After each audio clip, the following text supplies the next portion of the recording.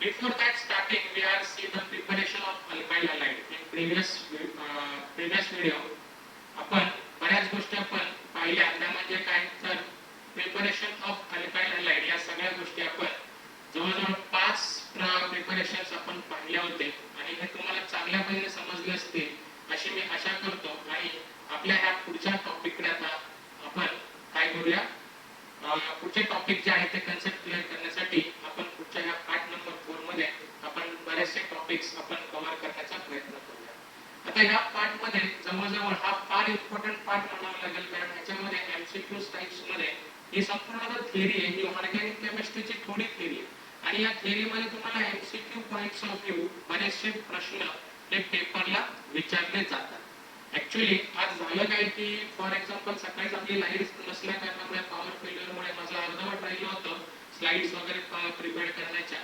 Just light आल्यानंतर मी slide prepare केल्या आणि त्याच्यानंतर तुमच्यासमोर आता मी लाईव्ह आलेलो आहे. आज आपला हा पहिला एक्सपिरियन्स आहे युट्यूबवरचा लाईव्हचा.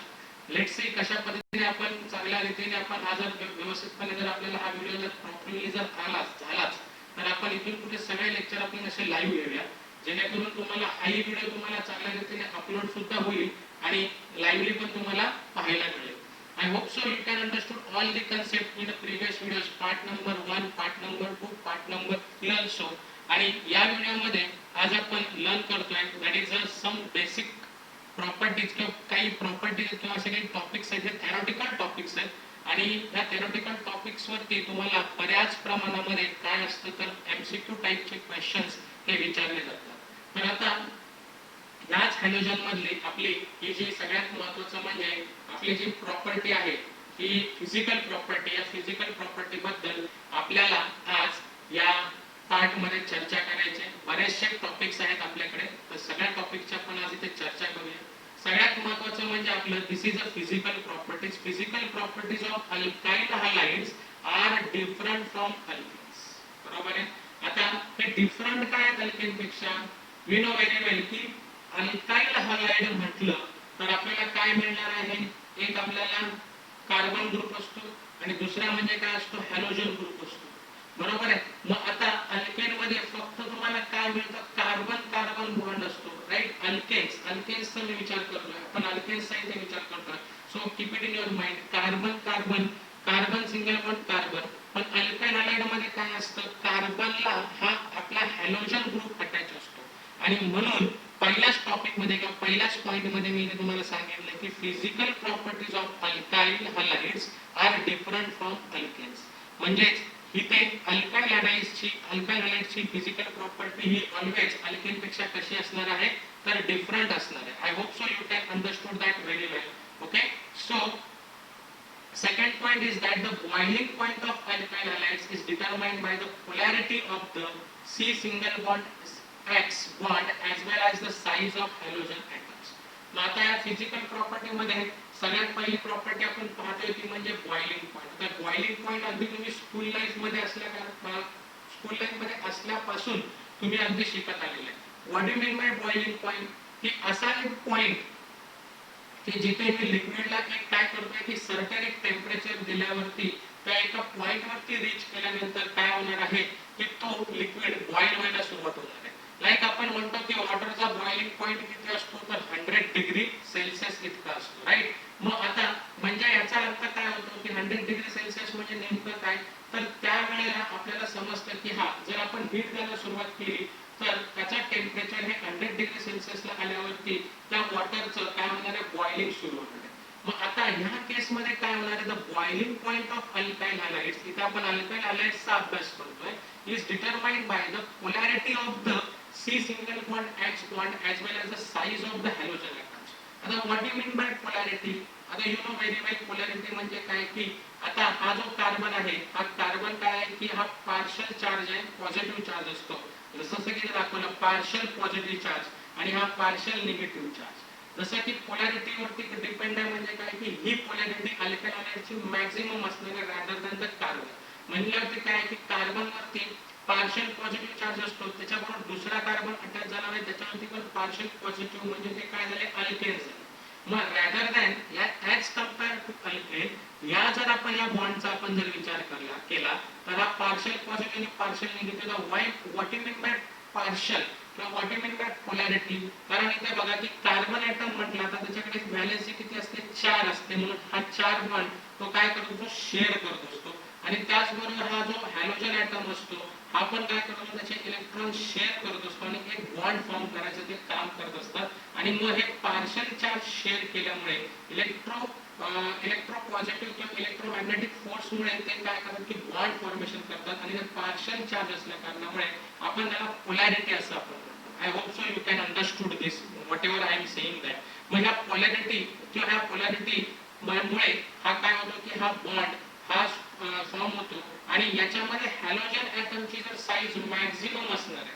लाईक जर आता आपण जर विचार केला की ह्याच्यामध्ये की पहिला असतो फ्लोरीन, नंतर क्लोरीन, नंतर ब्रोमीन, नंतर iodine.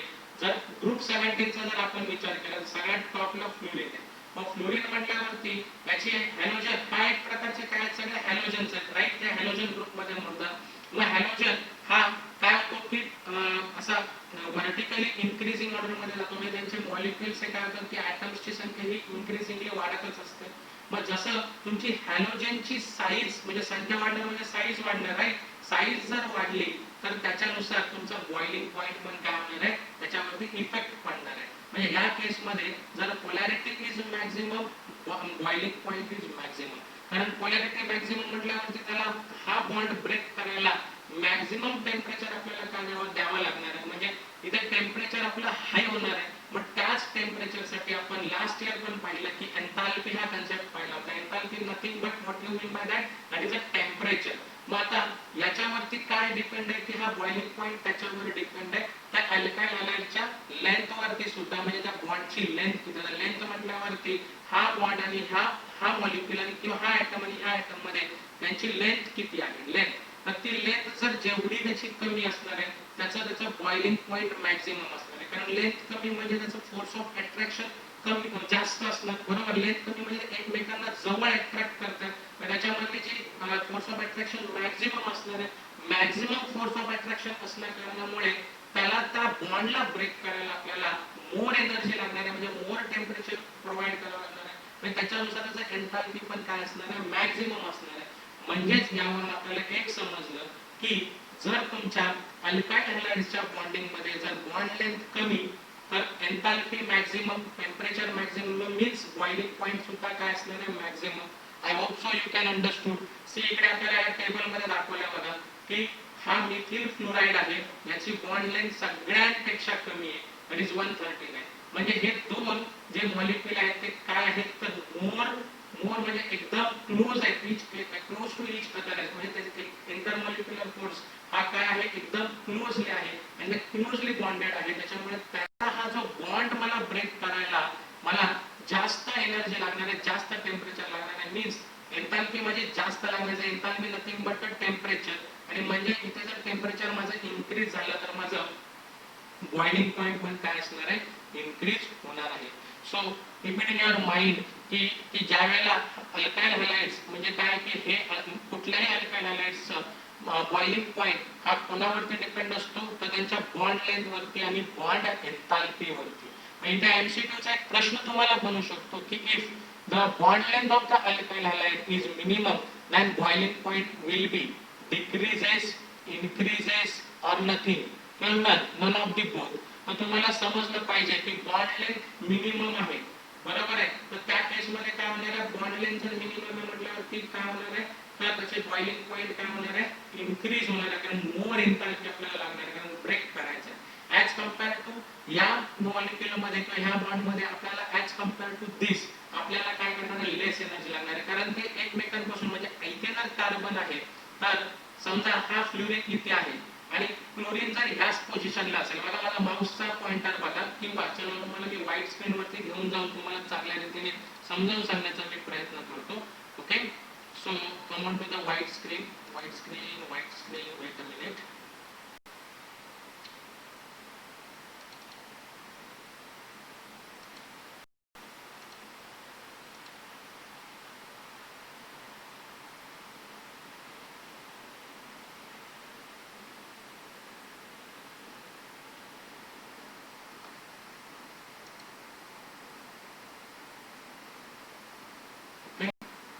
is our white screen. Okay, so sorry for the disturbing. Okay, I hope so you can understood. View होतंय तुम्हाला? View होतंय?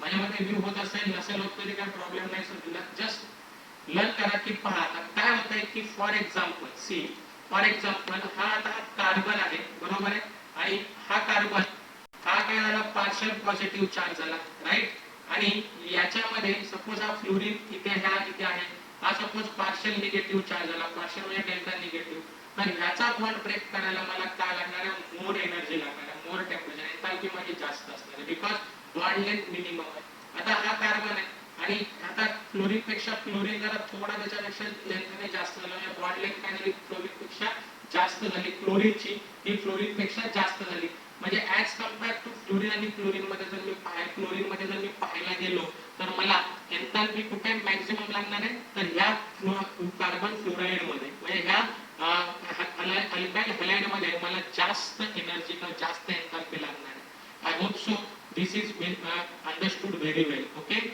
so again I come on our slide and we go on the next topic. Okay, so just go on the next topic. Okay, so let's check की कशा पद्धतीने आता आपण पुढे जातोय.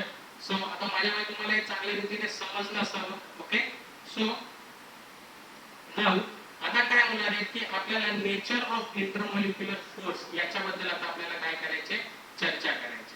Okay, so nature of intermolecular forces म्हटल्यावरती काय तर halogen are more electronegative than carbon बरोबर आहे हॅलोजन्स कसे आहेत तर मोर इलेक्ट्रोनेगेटिव्ह आहेत कार्बन पेक्षा राईट सो आता हे मोर इलेक्ट्रोनेगेटिव्ह आहेत कार्बन पेक्षा म्हटल्यावरती पुढे काय असणार आहेत हॅलोजन्स हे मोर इलेक्ट्रोनेगेटिव्ह आता आपण जर पाहिलं की वाय मोर इलेक्ट्रोनेगेटिव्ह कारण याच्यामध्ये कार्बन आणि कार्बन मध्ये पार्शियल पॉझिटिव्ह चार्ज असतो आणि हॅलोजन मध्ये काय असतात पार्शियल निगेटिव्ह चार्ज असतात आणि त्याच्यामुळे हे मोर इलेक्ट्रोनेगेटिव्ह असतं when halogen added to a carbon develops partial positive charge मग ह्याच केस मध्ये कार्बन मध्ये जर आपण काय केलं हॅलोजन ऍड करायला सुरुवात केली तर अजून ते काय करतात की अजून मोर पार्शियल पॉझिटिव्ह चार्ज काय होतं की कार्बन मध्ये चार्ज होतो तो क्रिएट होतो आणि त्याचबरोबर हॅलोजन मध्ये देखील काय तयार होतं तर अजून त्याच्यापेक्षा म्हणजे त्याच्याकडे असतातच निगेटिव्ह चार्ज पण त्याच्यामध्ये अजून ते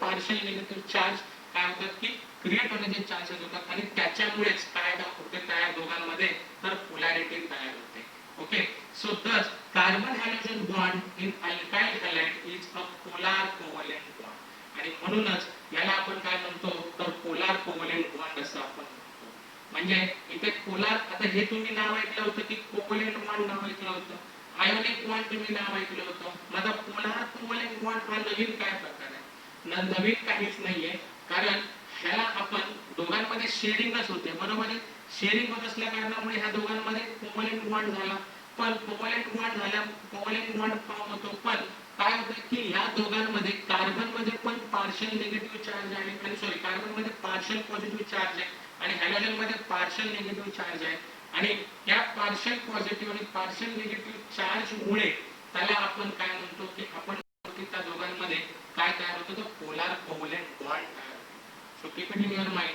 की पोलार बॉन्ड आला तर घाबरून जाण्याचं काही कारण नाहीये कारण हा पोलार कशामुळे टाकला because of this partial positive and partial negative charge मुळे बॉन्ड तयार होतो हा कोव्हॅलेंट बॉन्ड असतो दोघांमध्ये पण हा कोणामुळे तयार होतोय तर पार्शियल पॉझिटिव्ह आणि पार्शियल निगेटिव्ह चार्ज मुळे ह्या दोघांमध्ये पोलॅरिटी तयार होते आणि पोलॅरिटी असल्या कारणामुळे आपण त्याला पोलार कोव्हॅलेंट बॉन्ड असं आपण म्हणतो I hope so you can understood all this points are very important कारण या प्रत्येक पॉइंट मध्ये तुमचा एमसीक्यू लपलेला प्रत्येक पॉइंट मध्ये ओके सी इथे म्हणजे मला असं येऊ शकतं की dash are more electronegative than carbon you have to remember what halogen मग इथे पोलॅरिटी साठी किंवा हा बॉन्ड लेंथ तुम्हाला सांगितलं एक्सप्लेन करून मी बॉन्ड एंथॅल्पी देखील सांगितलं यावरती पण तुमचा प्रश्न बनू शकतो आणि ह्याच्यावरती पण प्रश्न बनू शकतो की what is mean by polar covalent bond तुम्ही त्यावेळेला लिहू शकता की when halogen added to carbon develops a partial positive charge in carbon and partial negative charge in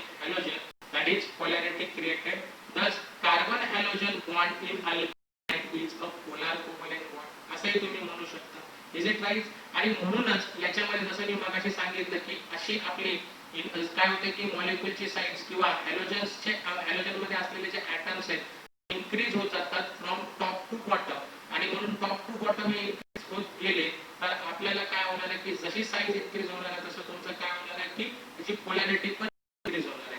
so असे पुढे size of halogen atom increases from fluorine to iodine. बघा मी इथं लिहिलेलंच आहे. ओके, बुक मध्ये पण तुम्हाला दिलेलं आहे पण तुम्हाला पॉइंट वाईज दिले जेणेकरून तुम्हाला नोट्स स्वतःचे प्रिपेअर करायला चांगल्या पद्धतीने मदत होणार आहे. So hence the C single bond X bond length increases आणि त्याच्यामुळे काय होतं की बॉन्ड लेंथ काय होते की याची इन्क्रीजेस होते. कुठून? From fluorine to iodine. म्हणजे इथून खालीपर्यंत आपली काय होणार आहे इन्क्रीज होणार आहे. का? कारण कशामुळे इन्क्रीज होणार आहे? कारण ह्या फ्लोरीनचे ऍटम्स जे असतात ते कमी आहे म्हणजे ऍटमची साईज असते ती कमी आहे. मग फ्लोरीन पेक्षा क्लोरीनचे ऍटम मॅक्सिमम आहे, क्लोरीन पेक्षा ब्रोमीनचे ऍटम मॅक्सिमम आहे, ब्रोमीन पेक्षा आयोडीनचे ऍटम मॅक्सिमम आहे. मग जसं ऍटमची साईज इन्क्रीज होणार तशी तुमची बॉन्ड लेंथ पण काय होणार आहे इन्क्रीज होणार आणि त्याच्यामुळे ती बॉन्ड लेंथ सुद्धा तुमची इन्क्रीज होणार आहे due to the size of increasing the atom size of the molecules असं तुम्ही म्हणू शकता. So the C single bond X bond strength C म्हणजे कार्बन आणि ऍक्स म्हणजे इथे हॅलोजन. लक्षात घ्या सी म्हणजे कार्बन आणि ऍक्स म्हणजे halogen. Bond strength decreases with increase in size of halogen. मग आता बॉन्ड लेंथ काय बॉन्ड स्ट्रेंथ काय होते की डिक्रीजेस होते. बॉन्ड स्ट्रेंथ म्हटल्यावरती काय म्हणू शकतो तर त्याचा आपण ही काय होणार आहे डिक्रीज होणार आहे जसं आपण हॅलोजनची साईज इन्क्रीज होते त्या पद्धतीने. स्ट्रेंथ म्हणजे त्याची कनेक्टिव्हिटी म्हणू शकता किंवा त्याचा फोर्स ऑफ किंवा इलेक्ट्रोनेगेटिव्ह चार्ज म्हणू शकता between that bond. Okay, I hope so की या स्लाइड वरती तुम्हाला चांगल्या रीतीने समजलं असावं.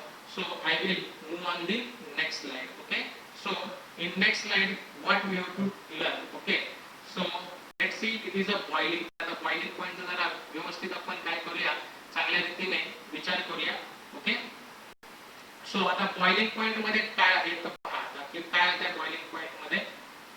So in boiling point of alkyl halides are higher than alkenes due to the higher polarity and higher molecular mass.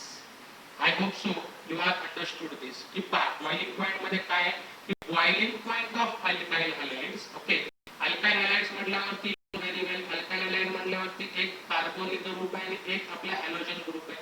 are higher than alkenes due to the higher polarity and higher molecular mass.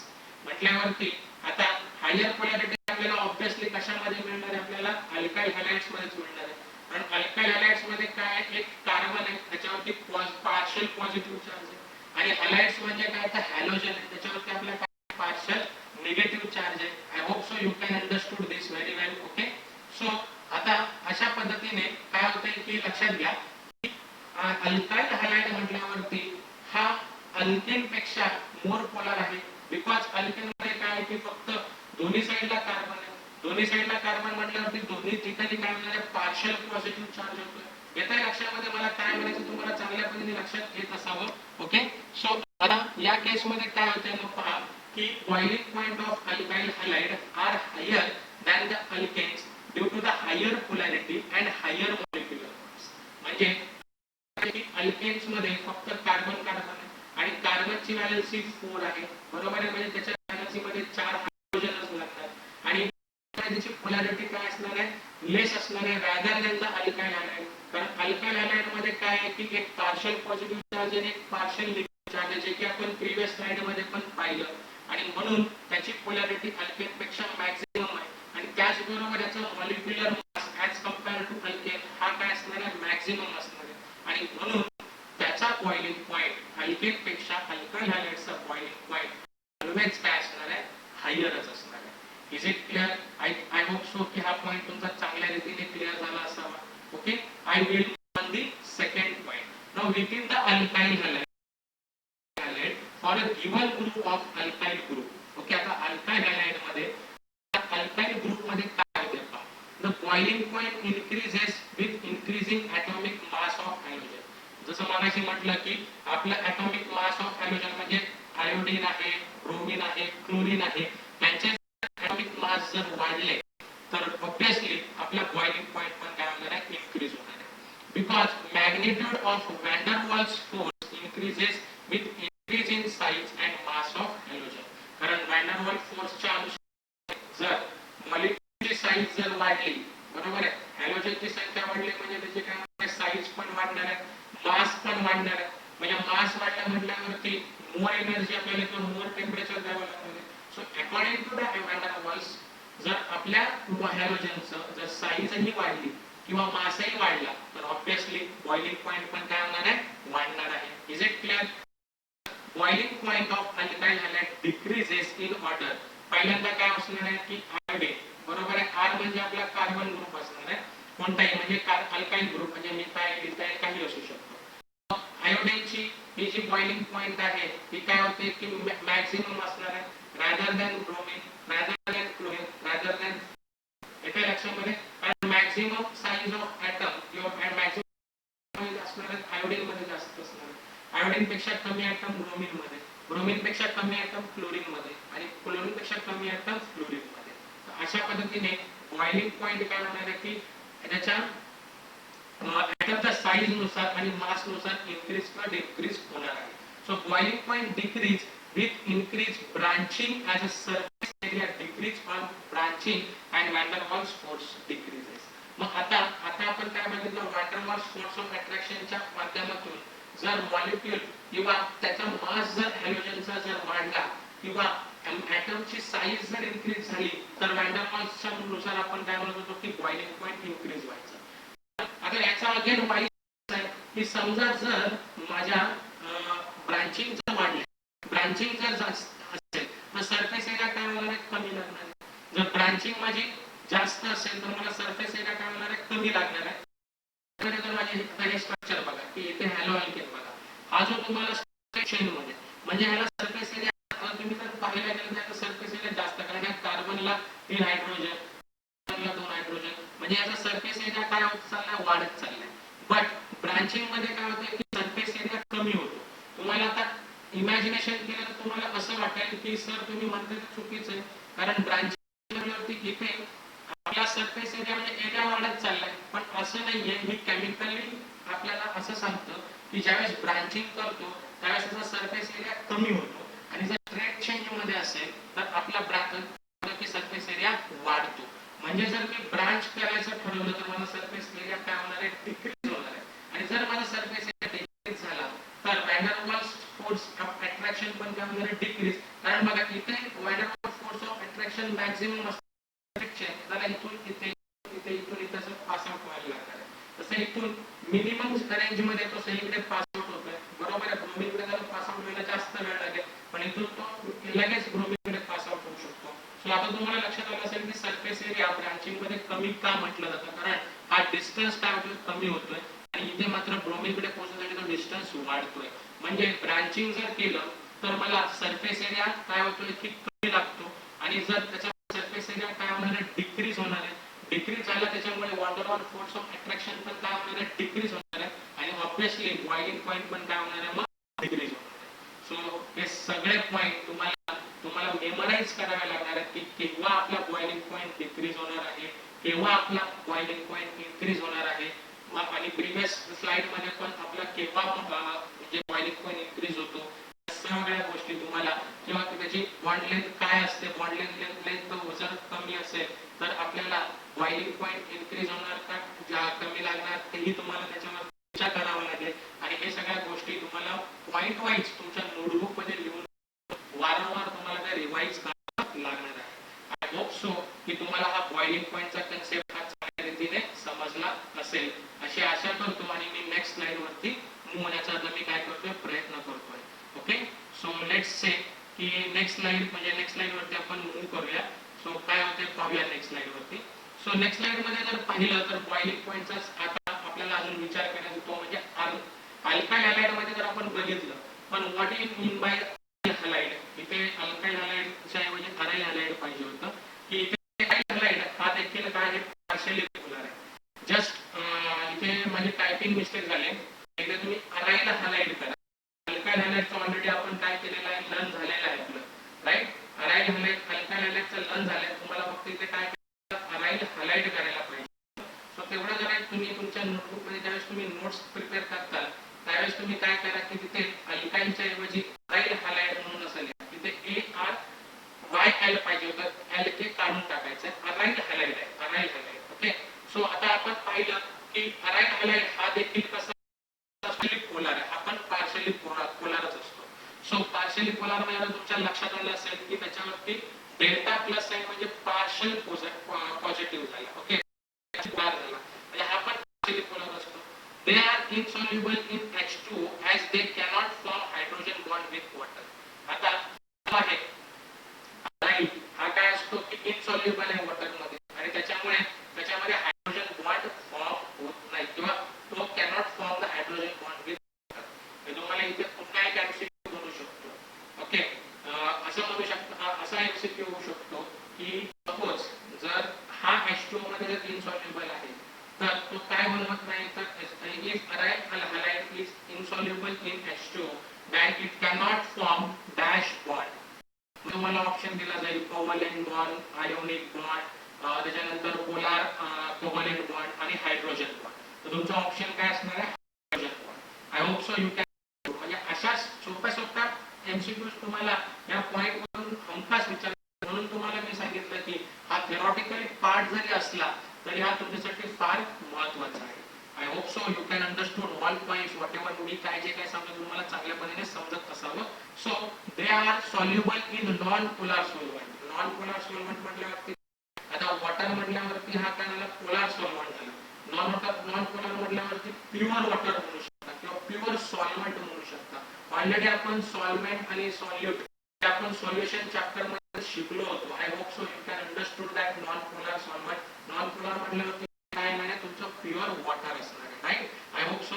So aryl are also insoluble in water.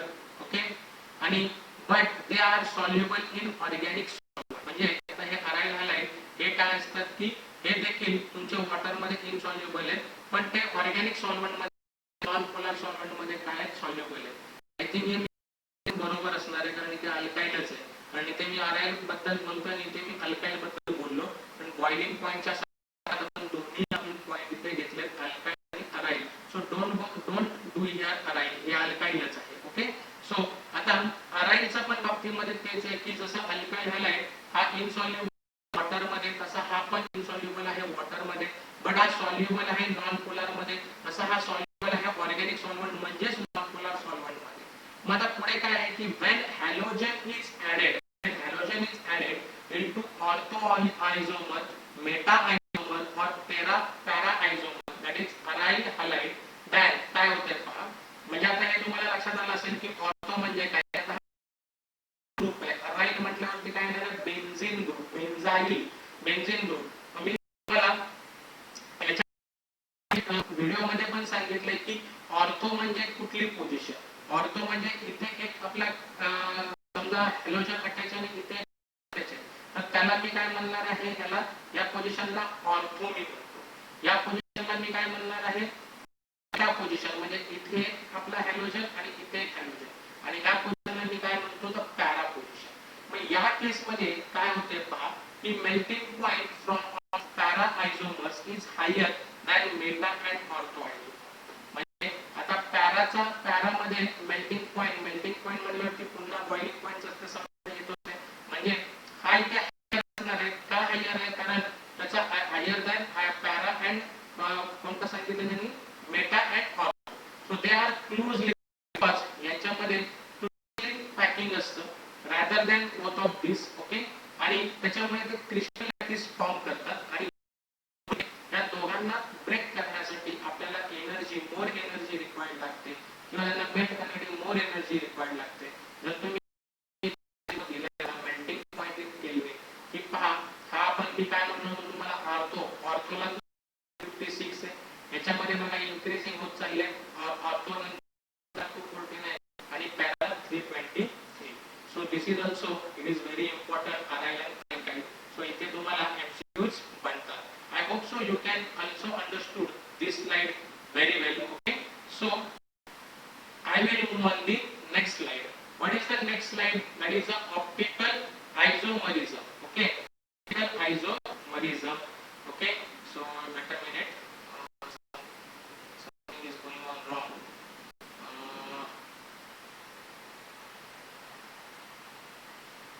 Okay, so come on to the point now. Now that is a optical isomerism in halogen derivative. आता optical आयसोमरिझम म्हणजे नेमकं काय त्याचा आता आपल्याला ह्या study करायचा आहे, right. So what is that? So आपण जस्ट आता लर्न करूया व्हॉट इज दॅट अबाउट. तर आपण बघूया आता optical isomerism derivative. Isomer having the same bond connectivities. आपल्याला आयसोमर म्हणजे की त्याचा स्ट्रक्चरल फॉर्म्युला हा काय असतो? सेम असतो, बट मॉलिक्युलर फॉर्म्युला काय असतो? डिफरंट असतो. त्याला आपण काय म्हणतो? आयसोमर. आणि मग आयसोमर्स having the same bond connectivities that is the structural formula are called as stereoisomers. Stereoisomers असं आपण त्याला म्हणत असतो. So no problem. Now what is the next one is that the next one is that the chiral atoms असं म्हटलं तरी atom or and the molecular chirality. मग आता chiral atom म्हणजे नेमकं काय आणि molecular chirality म्हणजे नेमकं काय याचा आता आपल्याला इथे आपण काय करूया? अभ्यास करूया. Okay, so no problem. What is the next one? See, that is our molecular chirality. So काय आहे पाहूया आपण आता. Carbon atom in a molecule which carries 4 different groups or atoms is called as a chiral carbon atom. म्हणजे आता chiral carbon atom नेमकं काय? त्यांनी इथे आपल्याला ते डेफिनेशन दिलेली आहे. chiral atom म्हणजे नेमकं काय तर आपण पाहूया की म्हणजे नेमकं काय आहे. सो लेट्स चेक की chiral atom म्हणजे नेमकं काय तर आपण पाहूया. समजून सांगण्यासाठी जर मी इथे जरा 2 मिनिटं yes. So carbon atom is a molecule which carries 4 different groups or atoms is called as a chiral carbon atom. So आता इथे पहा chiral atom in a molecule is marked with the asterisk म्हणजे हा star. When a molecule contains one atom, it acquires a unique property. Such a molecule cannot superimpose. Okay, superimpose. Super not is a superimpose. It's a superimpose perfectly on its mirror image. It is called as a chiral molecule. म्हणजे आता नेमकं काय ते नीट समजून घेण्याचा प्रयत्न करा की आता इथे आहे CH3 Cl CH2 CH3 म्हणजे प्रत्येक ठिकाणी आपल्याला कार्बन कार्बन कार्बन ॲटम दाखवलेले. मग असा एक कार्बन ॲटम मला पाहिजे की त्या प्रत्येक कार्बन ॲटमच्या प्रत्येक बॉन्डला काय असणार आहे? एक डिफरंट ग्रुप असणार आहे किंवा डिफरंट असणार आहे आणि त्या कार्बन ॲटमला मी काय म्हणतो तर कायरल ॲटम असं आपण म्हणतो. म्हणजे आता बघा की समजा जर आता मी हा स्ट्रक्चर घेतला, हा 2-chlorobutanचं स्ट्रक्चर, तर पहिल्या कार्बनवरती बघा की इथे एक हायड्रोजन असणार आहे, टॉप साइडला एक हायड्रोजन असणार आहे, खाली एक हायड्रोजन असणार आहे, बरोबर आहे. आणि बाकीचे हे सगळे मॉलिक्यूल हे असे अटॅच आहेत. म्हणजे कार्बन नंबर 1 घेतला म्हणजे 3 मॉलिक्यूल हायड्रोजन हायड्रोजन हायड्रोजन, हे दुसरा तिसरा चौथा हा मॉलिक्यूल या कार्बनला अटॅच आहे. म्हणजे ह्या सेकंडला आपण म्हणजे फर्स्ट कार्बनला 3 हायड्रोजन आणि दुसरा एक काय आहे तर कार्बन आणि हे बाकी अटॅच. मग सेकंड कार्बनचा जर मी विचार केला तर सेकंड कार्बनच्या ह्या साइडला एक हायड्रोजन ग्रुप आहे, बरोबर आहे. मग आता एक हायड्रोजन ग्रुप आहे म्हटलं काय झालं की इथे एक हायड्रोजन अटॅच आहे, त्याच्यानंतर खाली एक काय आहे Cl अटॅच आहे आणि फर्स्ट नंबरला म्हणजे ह्या साइडच्या साइडला काय आहे CH3 ग्रुप अटॅच आहे आणि ह्या साइडला CH2 CH3 हा ग्रुप अटॅच आहे.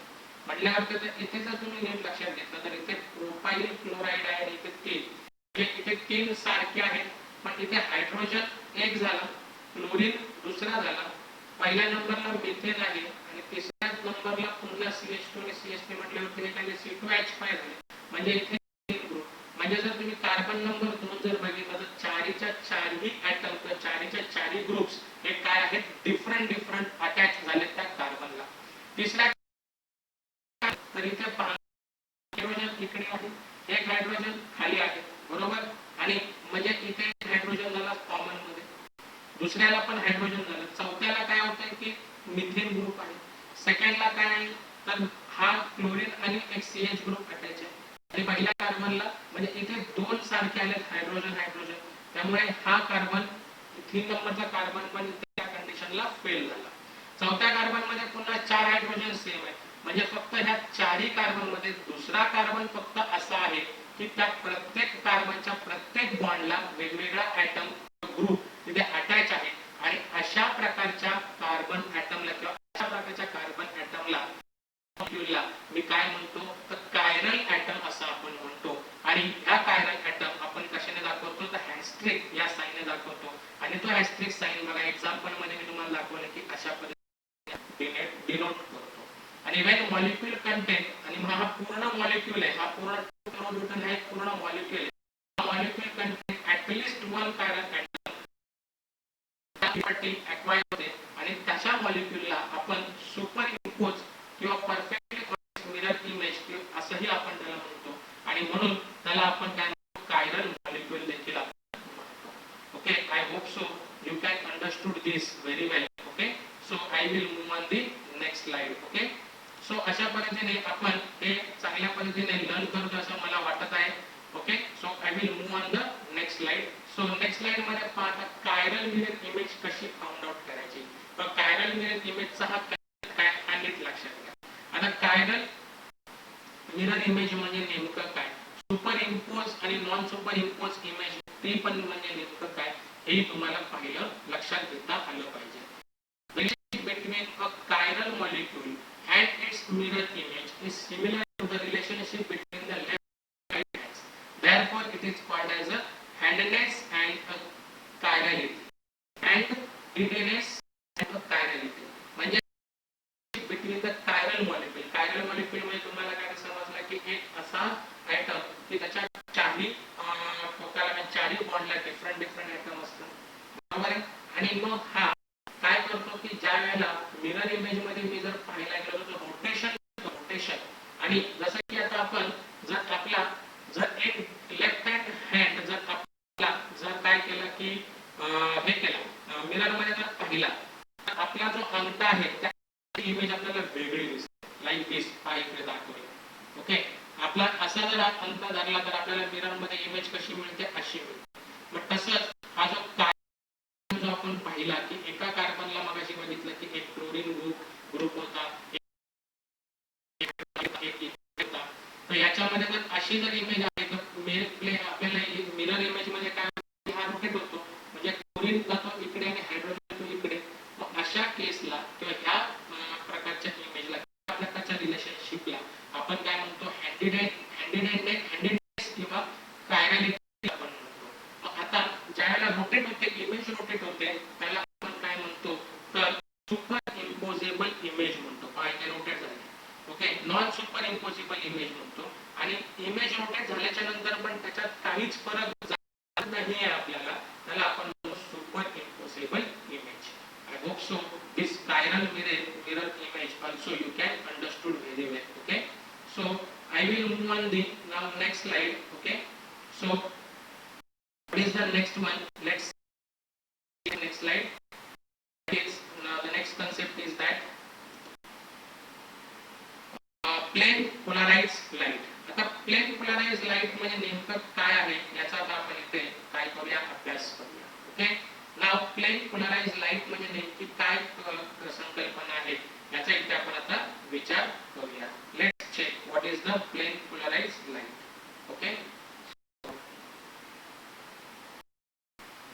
see a light having a oscillation only in a one plane perpendicular to the direction of a propagation of a light is known as a plane polarized light. म्हणजे काय की suppose आता एक light आहे आणि ती light जशी आपली वेव्ह कशी ऑसिलेट होते वर खाली वर खाली वर खाली त्या पद्धतीने असताना जर त्याच्या मध्ये जर एखादा काहीतरी एक प्रिझम किंवा एखादा काहीतरी अडथळा आपण टाकला किंवा एखादा जर काय म्हणू शकतो आपण प्लेन उभा केला किंवा प्लेन जर आला तर तो काय होतो की ती लाईट जी इमेज फॉर्म होते ती लगेच इमिजिएटली त्या प्लेन वर परपेंडिक्युलर होते.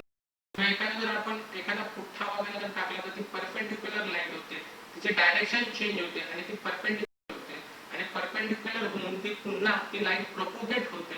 तर त्या वेळेला त्या प्लेनला किंवा त्याला आपण काय म्हणू शकतो प्लेन पोलराइज्ड लाईट असं आपण. I hope so you understood the concept की मी काय